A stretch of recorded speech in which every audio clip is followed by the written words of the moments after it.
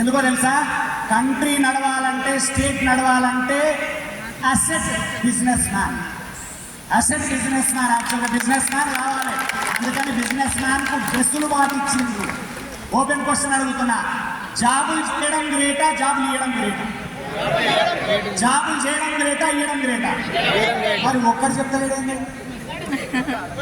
ఎంతసేపటికి బాగా చదువు జాబ్ చేయి, బాగా చదువు జాబ్ చేయి, బాగా చదువు జాబ్ చేయి, బాగా ఎక్కిపోయింది మొత్తం నరనరాలు.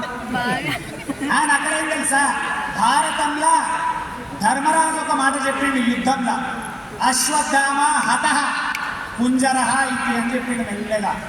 అశ్వత్థామ చచ్చిపోయిండు గట్టిగా చెప్పిండు, మెల్లగా చెప్పిండు అని అనేసరికి ఏమైంది, ఇది విన్న ద్రోణాచార్యుడు సడన్ గా కొడుకు చచ్చిపోయింది భయ అని చెప్పి బాణం పడేసిండు, టెన్షన్లో కూర్చుండు.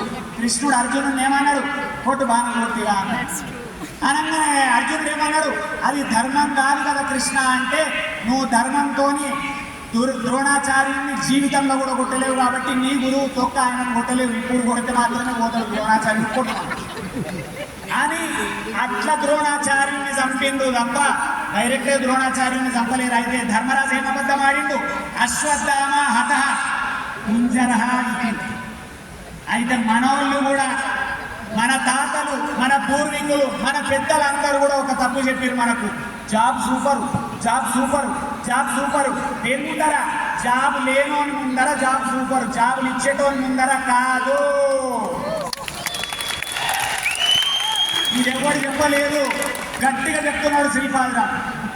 ఆయన ఆధునిలో ఏం జరుగుతుంది తెలుసా, లీడర్ ₹1,00,00,000 సంపాదన అనగానే అవతలోడు అంటాడు, వాని ఒక అబద్ధాలు ఆడుతున్నా అంటాడు.